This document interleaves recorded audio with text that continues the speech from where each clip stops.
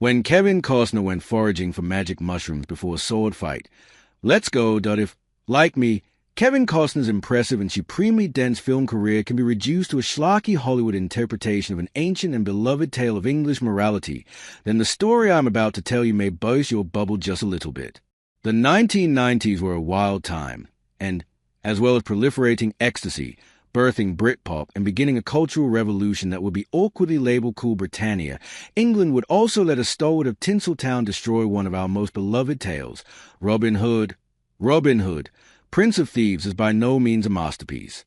Starring Costner in the lead role, excluding the green tights, the picture delivers a truly garish tale in the long story of the fabled archer.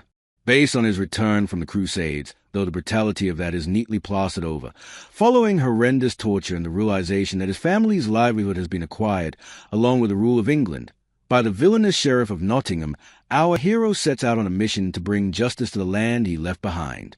Now accompanied by his friend Azim, played by Morgan Freeman and in pursuit of Maid Marian, he gets together a band of merry men, and you can probably figure out the rest of the story from there. Of course, for a certain generation, myself included, the high-octane account of one of England's finest heroes was like explosive, arrow-shredding nectar, an action movie built out of English oak.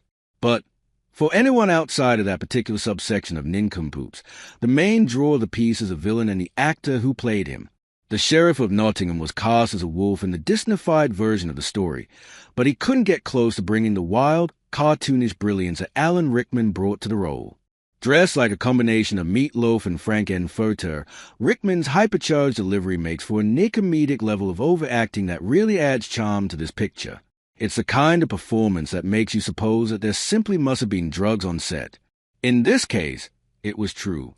During a recent conversation with GQ, Costner revealed how he and his stunt double went foraging for magic mushrooms in the forest during one day filming.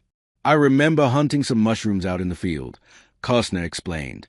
His stuntman friend told the actor, "They're out there," and so the two men went off to find the speckled keys to a new universe.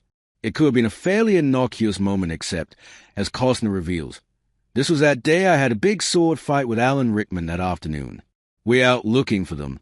Everybody went to lunch, and he found one, and then he found another, and I couldn't find 1 inch." The story continued as Costner's figurative mushroom basket was left bare. After about the 5th one he found, I said, "Nick, how are you?" "I'm looking. How are you finding these mushrooms?" And he says, "Well, you have to eat one, and it tells you where the rest of them are." It turns out that this level of pagan pursuit was something Costner was now no longer comfortable.